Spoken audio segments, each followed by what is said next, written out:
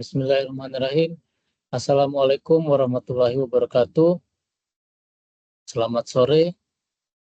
Nah, perkenalkan saya Aris Rahman Darus, nomor induk mahasiswa 240201020041 dari program studi S1 Manajemen. Pada kesempatan kali ini akan menyampaikan terkait UAS Manajemen Keuangan Internasional. Mohon izin untuk saya lakukan share screen ya.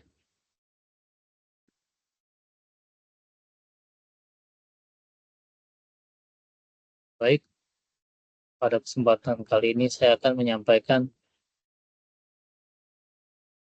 soal terkait UAS Manajemen Keuangan Internasional.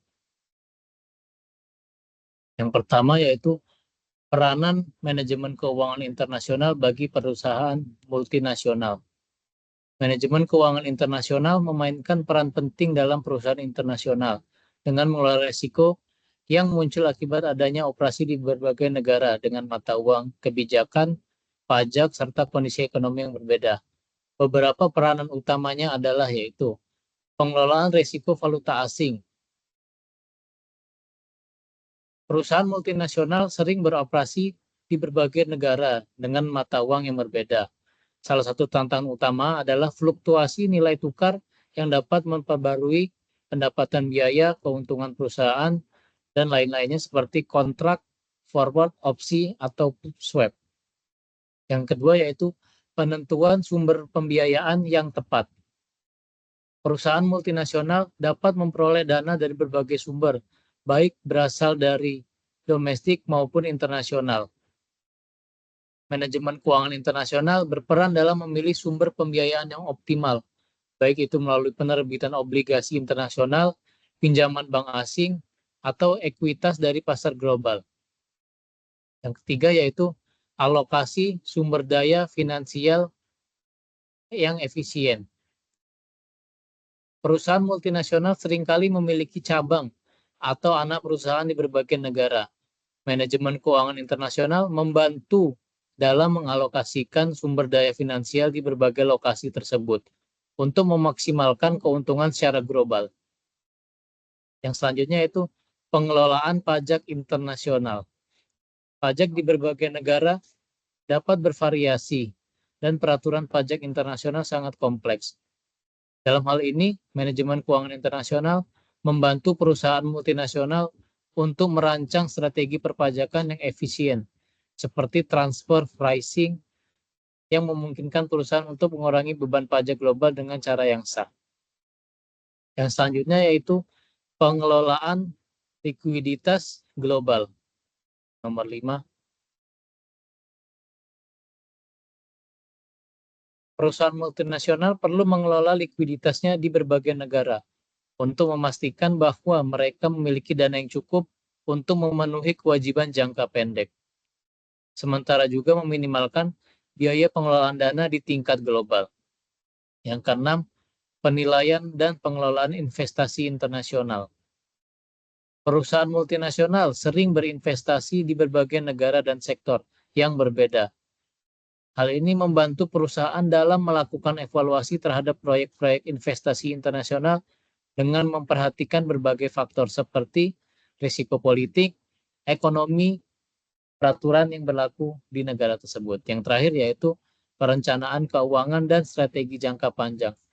Selain permasalahan operasional sehari-hari, perusahaan ini juga harus merencanakan strategi keuangan jangka panjang yang mencakup ekspansi internasional, diverifikasi produk, dan integrasi pasar global.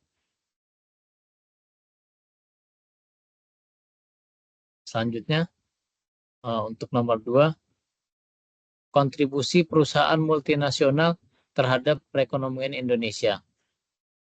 Perusahaan multinasional memberikan dampak signifikan terhadap perekonomian Indonesia melalui berbagai cara, antara lain penciptaan lapangan kerja. Hal ini membuka pekerjaan, berbagai jenis pekerjaan, mulai dari pekerjaan terampil hingga pekerjaan tidak terampil seperti produksi, distribusi, pemasaran, dan lain-lainnya. Selain itu, PMN sering memberikan pelatihan kepada karyawan mereka yang meningkatkan keterampilan bagi tenaga kerja kita di Indonesia, yang pada gilirannya dapat meningkatkan daya saing tenaga kita di pasar global. Yang kedua yaitu transfer teknologi dan pengetahuan. PMN sering membawa teknologi canggih, metode manajerial, inovasi, produk ke Indonesia. Dengan adanya transfer teknologi ini akan meningkatkan tenaga kerja kita untuk bersaing di pasar global. Yang selanjutnya itu investasi langsung asing. PMN sering kali merupakan sumber utama investasi langsung di Indonesia. Investasi ini mendukung pembangunan infrastruktur, pabrik, dan fasilitasi produksi yang dapat meningkatkan kapasitas industri. Yang selanjutnya yaitu peningkatan pendapatan negara melalui pajak, bea, dan cukai. Perusahaan multinasional membayar pajak penghasilan, pajak pertambahan, dan pajak-pajak lainnya yang memberikan kontribusi signifikan bagi suatu negara. Selain itu, ekspor juga dilakukan oleh PMN yang seringkali ada bea keluar yang dapat mengkontribusi langsung kepada penerimaan negara, ataupun impor-impor untuk barang modal, pabrik, barang-barang impor lainnya yang sangat signifikan penerimaannya kepada negara untuk pembangunan sosial maupun infrastruktur lainnya. Yang selanjutnya itu pengembangan ekspor dan daya saing global. Banyak perusahaan multinasional yang beroperasi di Indonesia memiliki jaringan global dan memproduksi barang-barang untuk pasar internasional. Hal ini dapat meningkatkan nilai ekspor dari Indonesia dan memperkenalkan produk-produk kita ke pasar dunia. Selain itu, ketika kita ekspor, otomatis produknya harus sesuai standar internasional. Hal ini juga otomatis meningkatkan kualitas dari produk-produk lokal kita menjadi produk internasional. Yang selanjutnya yaitu pengembangan sektor industri infrastruktur.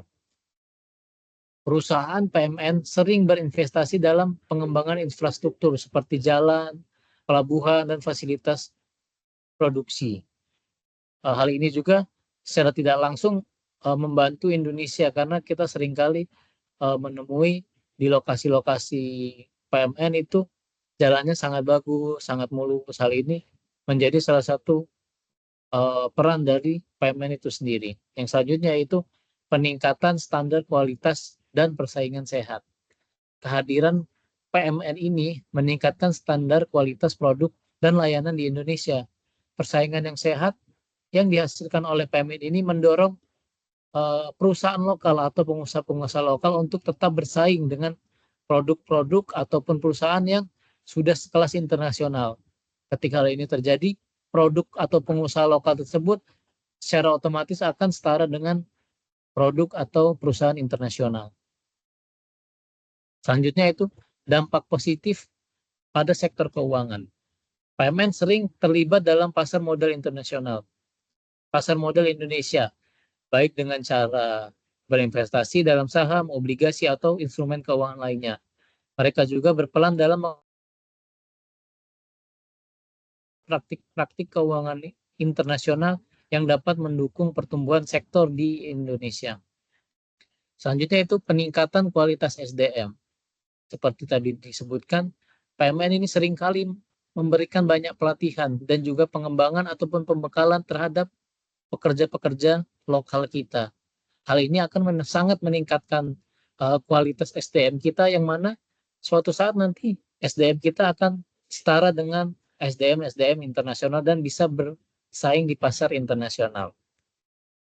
Yang terakhir yaitu pengembangan pasar konsumen. PMN yang membawa produk dan layanan dari luar negeri turut memperkenalkan konsumen Indonesia pada pilihan produk yang lebih beragam dan berkualitas. Ini mendiversifikasi pasar konsumen di Indonesia dan mendorong permintaan akan produk-produk tertentu yang pada gilirannya mendorong pertumbuhan sektor seperti distribusi, logistik, dan e-commerce. Simpulannya secara keseluruhan, PMN ini tidak hanya memberi dampak positif terhadap sektor-sektor tertentu, tapi juga berperan untuk menjadi motor penggerak dalam pertumbuhan ekonomi Indonesia kita secara lebih luas dengan meningkatkan daya saing, menciptakan lapangan kerja, meningkatkan kualitas SDM kita. PMN memainkan peran dalam pembangunan ekonomi jangka panjang di Indonesia. Yang selanjutnya, soal nomor 3. Analisis kemungkinan penyatuan mata uang ASEAN. Penyatuan mata uang di kawasan ASEAN merupakan sebuah konsep yang telah dibahas oleh banyak pihak dengan tujuan menciptakan sistem keuangan yang lebih stabil, efisien, dan integratif di kawasan tersebut. Namun untuk mewujudkannya, ada berbagai tantangan dan peluang yang perlu dikembangkan. Berikut adalah analisis kemungkinan penyatuan mata uang ASEAN. Mata uang ASEAN ini sudah seringkali didapati survei ya, apakah setuju atau tidak, baik survei secara resmi maupun tidak resmi dari mulai Gatekeeper ataupun Instagram. Berikut analisis dari penyatuan mata uang di Asia. Mempunyai keuntungan yaitu meningkatkan integrasi ekonomi.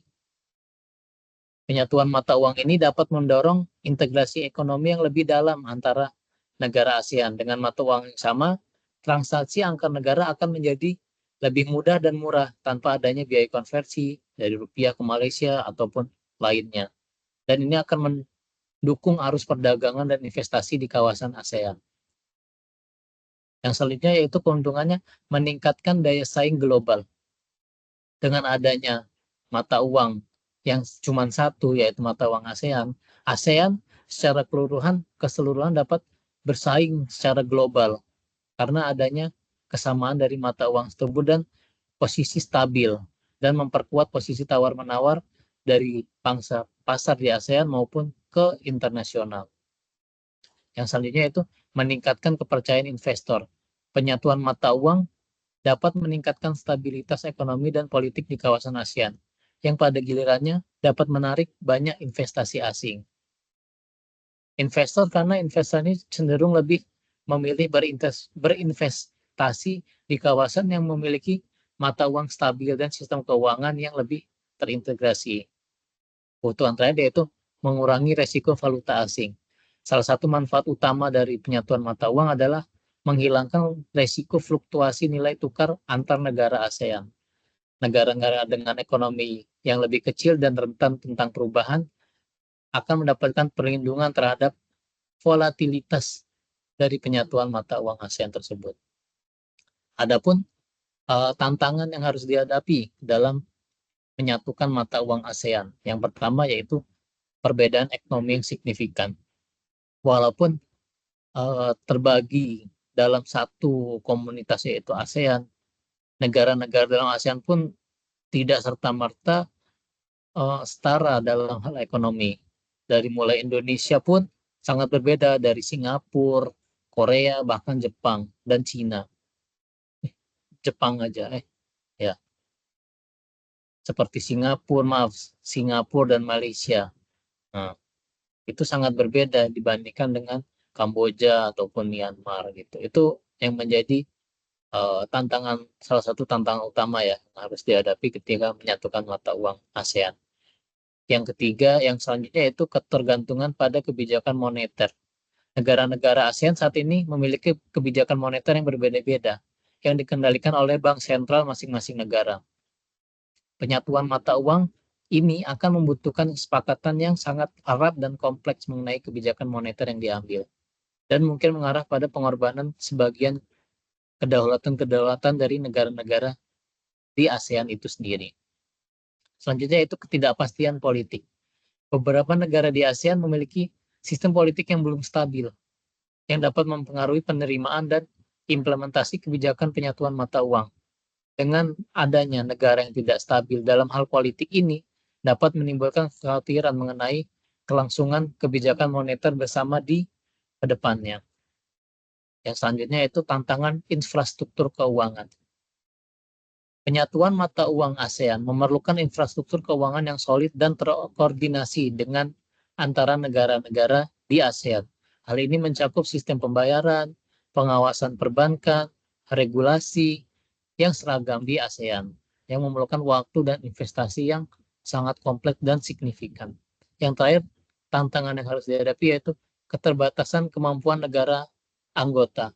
Tidak semua negara anggota ASEAN memiliki kapasitas atau kemauan untuk memenuhi persyaratan ekonomi yang diperlukan untuk menjadikan mata uang bersama tersebut. Sebagai contoh, negara-negara dengan inflasi tinggi atau defisit negara yang tinggi tidak akan mungkin untuk memenuhi syarat-syarat yang nanti akan menjadi syarat utama untuk menjadikan mata uang ASEAN sebagai mata uang yang satu.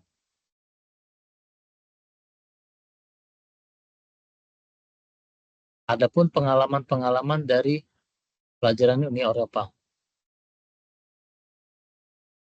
Pentingnya kesepakatan ekonomi dan fiskal. Uni Eropa berhasil menciptakan zona euro karena negara-negara anggotanya dulu sepakat untuk memenuhi kriteria ekonomi tertentu, seperti kestabilan harga, defisit anggaran yang rendah, dan utang publik yang terkendali. ASEAN perlu menciptakan kesepakatan yang serupa untuk menjadikan mata uang ini sebagai mata uang yang satu tadi, mata uang ASEAN. Pengelolaan krisis ekonomi. Krisis utang di zona euro menunjukkan bahwa pengelolaan krisis moneter di kawasan dengan mata uang tunggal dapat menjadi sangat sulit jika tidak ada koordinasi fiskal yang cukup.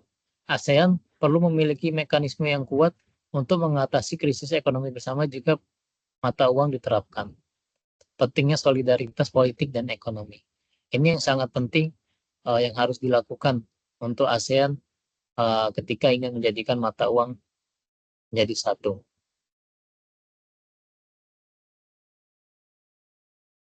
Alternatif yang lebih realistis. Dengan adanya tantangan yang segitu banyaknya dan saya rasa tidak mungkin terjadi dalam waktu dekat, bahkan 10-30 tahun. Alternatif yang bisa kita lakukan yaitu adalah menjalin kerjasama ekonomi yang lebih erat dalam hal seperti ASEAN Economic Community dan juga penguatan mata uang regional seperti ASEAN Currency Unit atau penggunaan sistem pembayaran lalu lintas berbasis mata uang lokal juga bisa menjadi alternatif yang lebih praktis dalam memperkuat kerjasama ekonomi antar negara ASEAN tanpa menghadapi tantangan besar seperti yang tadi kita sebutkan. Kesimpulannya, penyatuan mata uang ASEAN adalah konsep yang menawarkan berbagai macam keuntungan, seperti pengurangan biaya transaksi, peningkatan daya saing global, kemudahan dalam perdagangan antar negara, namun juga tantangan besar akan dihadapi, seperti perbedaan ekonomi antar negara, ketidakstabilan politik, dan kesulitan dalam pengelolaan kebijakan moneter bersama, menjadikan proses ini sangat kompleks dan memerlukan waktu panjang untuk terwujud. Oleh karena itu, meskipun ide penyatuan ini sangat menarik, ASEAN perlu mengambil pendekatan yang lebih bertahap.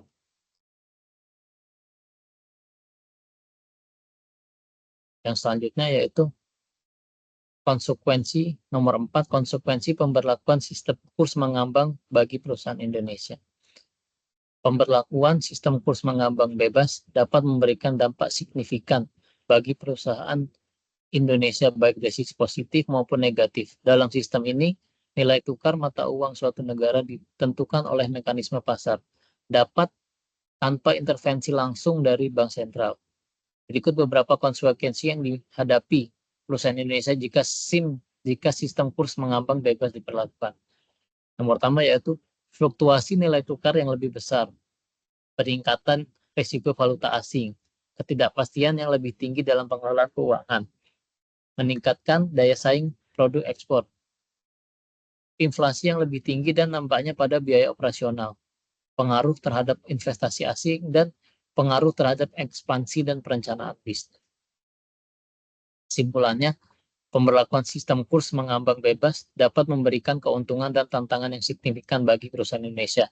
Di satu sisi, hal ini dapat meningkatkan daya saing produk ekspor dan memberikan peluang keuntungan lebih besar jika nilai tukar menguntungkan. Namun di sisi lain, perusahaan juga menghadapi risiko yang lebih besar terkait fluktuasi nilai tukar yang dapat mempengaruhi biaya impor, utang luar negeri, dan arus kas. Oleh karena itu, perusahaan Indonesia perlu lebih hati-hati dalam mengelola risiko valuta asing dengan memanfaatkan strategi lindung nilai dan pengelolaan keuangan utang. Yang selanjutnya yaitu nomor 5. Maaf, dampak posisi neraca pembayaran terhadap kurs tukar mata uang. Posisi neraca pembayaran suatu negara memainkan peran penting dalam mempengaruhi kurs tukar mata uang. Neraca pembayaran adalah catatan sistematis dari semua transaksi ekonomi antar suatu negara dengan dunia luar dalam periode tertentu. Biasanya 1 tahun. Neraca pembayaran terdiri dari 2 bagian utama, yaitu neraca transaksi berjalan dan neraca transaksi modal dan finansial. Adapun neraca transaksi berjalan dan pengaruhnya pada kurs tukar, yaitu jadikan surplus neraca transaksi berjalan. Yang kedua, defisit transaksi berjalan.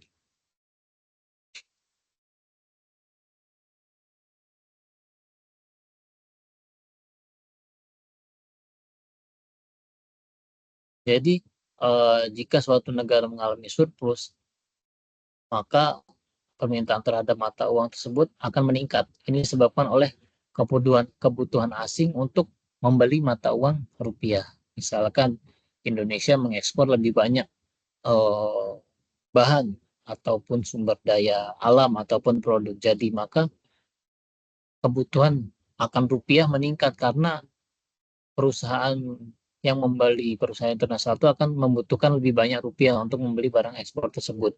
Sebaliknya, jika defisit, maka permintaan akan rupiah akan menurun. Nilai-nilai rupiah akan menurun karena kita lebih banyak impor. Yang selanjutnya itu neraca modal, finansial, serta pengaruhnya pada nilai kurs. Surplus neraca modal dan finansial. Yang selanjutnya itu defisit neraca modal dan finansial.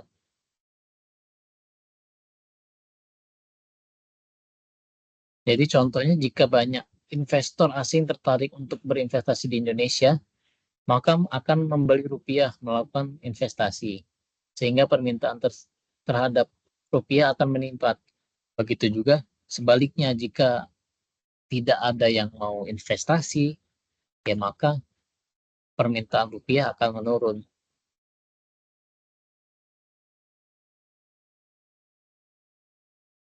Kesimpulannya, posisi neraca pembayaran memiliki pengaruh langsung terhadap kurs mata uang. Surplus dalam transaksi berjalan dan neraca modal dapat menguatkan nilai tukar mata uang, sementara defisit dapat melemahkannya.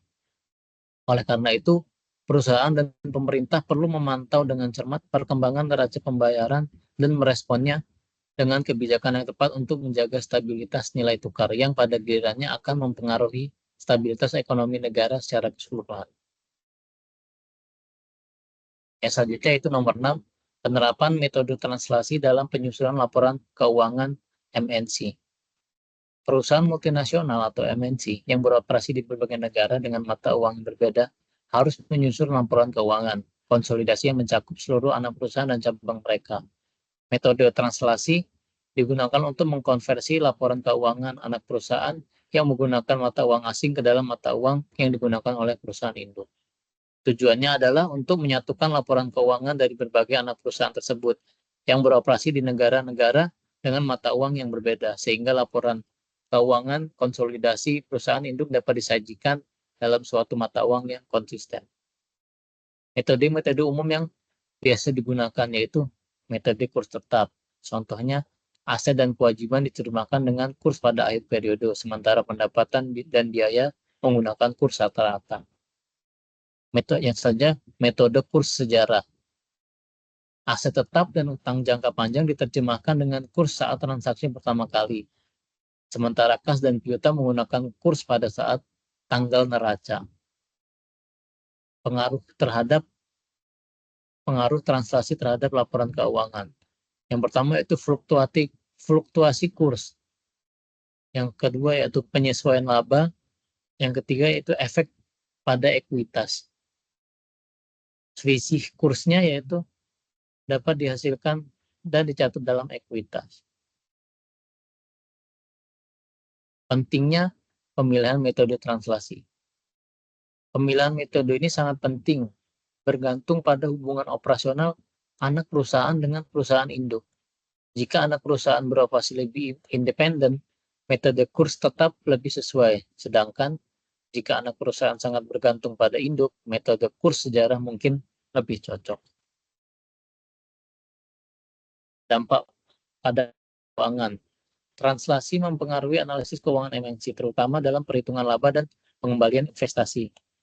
Fluktuasi nilai tukar bisa mengarah pada penyimpangan dalam laporan laba, indikator kinerja lainnya. Oleh karena itu, analisis keuangan perlu mempertimbangkan dampak translasi dalam mengevaluasi kinerja MNC.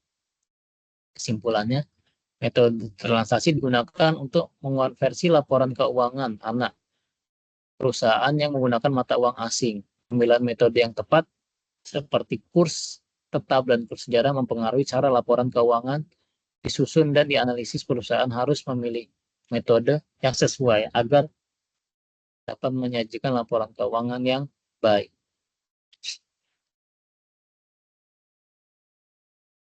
Selanjutnya nomor 7. Argumen yang menyatakan munculnya multinational company telah mendobrak doktrin dari teori keunggulan komparatif. MNC itu sendiri seringkali menantang teori keunggulan komparatif karena mereka tidak hanya memanfaatkan keunggulan komparatif negara tertentu, tetapi juga memperluas operasinya ke banyak negara untuk memanfaatkan biaya rendah dan akses ke pasar global.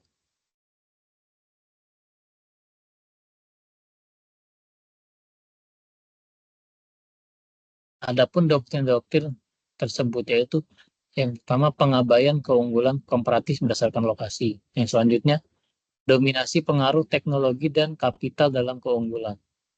Yang ketiga penyebaran rantai pasokan global. Yang keempat peran keputusan manajerial dalam pemilihan lokasi. Yang terakhir yaitu perubahan pola perdagangan dan investasi. Kesimpulan dari MNC yaitu munculnya MNC telah menunjukkan bahwa keunggulan komparatif tidak lagi menjadi satu-satunya faktor yang menentukan keputusan bisnis internasional. Mengandalkan strategi manajerial, kapital, teknologi, dan keputusan investasi untuk memanfaatkan peluang di seluruh dunia yang tidak selalu sejalan dengan prinsip teknologi teori unggulan. Dengan demikian, perusahaan multinasional seringkali lebih fleksibel dalam menentukan lokasi produksi dan investasi berdasarkan berbagai faktor, selain keunggulan komparatif tradisional yang digariskan oleh teori Ricardo di atas. Yang selanjutnya nomor 8 yaitu proses ekspansi bisnis ke mancanegara. Ada beberapa proses yang terjadi ketika suatu perusahaan melakukan ekspansi bisnisnya ke negara-negara lain atau mancanegara. Yang pertama yaitu penelitian pasar internasional. Seperti contohnya Samsung melakukan riset di pasar Asia Tenggara untuk melihat potensi pertumbuhan sektor ataupun beli dan juga keinginan masyarakat-masyarakat di Asia Tenggara tersebut. Yang saja itu evaluasi strategi. McDonald melakukan riset tentang kebiasaan makan lokal sebelum membuka restoran di suatu negara. Seperti yang kita tahu, McDonald ataupun KFC itu rasanya sangat berbeda dibandingkan dengan negara-negara seperti misalkan di Malaysia yang cenderung lebih hambar dibandingkan kita di Indonesia. Yang selanjutnya itu memilih model ekspansi. Jadi Starbucks memilih contohnya Starbucks memilih metode franchise di beberapa negara dan membuka kedai langsung di negara lain. Gitu. Penyesuaian produk dan pemasaran. Nah, seperti yang tadi saya sebutkan, contohnya kalau KFC di Indonesia atau McDonald di Indonesia terasa lebih gurih dan asin dibandingkan negara-negara lain. Ataupun di KFC India menawarkan ayam yang disesuaikan dengan secara lokal, seperti tanpa daging babi. Yang selanjutnya itu manajemen operasional global. Setelah memutuskan model ekspansi, perusahaan harus menyiapkan infrastruktur yang mendukung operasional di luar negeri seperti mendirikan pabriknya, rekrutmen pegawainya, pengelolaan logistik. Seperti contoh, Toyota memiliki pabrik di banyak negara untuk memproduksi kendaraan untuk pasar lokal dan mengurangi biaya pengiriman. seperti tren di sekarang ini, kalau HP itu harus 80% produksi lokal. Nah, itu untuk mengurangi biaya-biaya dari tadi, biaya produksi, biaya pengiriman, dan sebagainya. Yang selanjutnya itu pengelolaan keuangan dan resiko. Yang ketujuh, evaluasi dan penyesuaian strategi.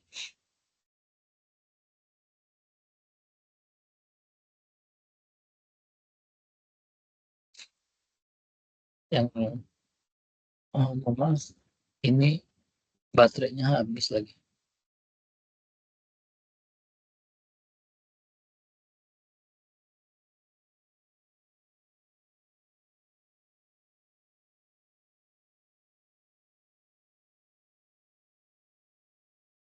Saya lanjutkan. Nomor 9, fluktuasi tinggi pada sistem mata uang mengambang terkendali. Pada sistem mata uang mengambang terkendali, kurs mata uang bisa berfluktuasi tinggi. Namun ada intervensi dari bank sentral untuk menjaga kestabilannya. Dalam sistem ini, meskipun nilai tukar ditentukan oleh mekanisme pasar berdasarkan pemerintahan dan penawaran, bank sentral akan turun tangan jika fluktuasi kurs menjadi terlalu besar atau beresiko yang merugikan perekonomian. Yang pertama yaitu kemungkinan fluktuasi tinggi. Contohnya, ketegangan perdagangan internasional atau krisis keuangan bisa menyebabkan perubahan nilai tukar yang sangat-sangat tajam. Peran bank sentral. Jika rupiah jatuh terlalu banyak, Bank Indonesia bisa melakukan intervensi untuk menstabilkan nilainya tersebut.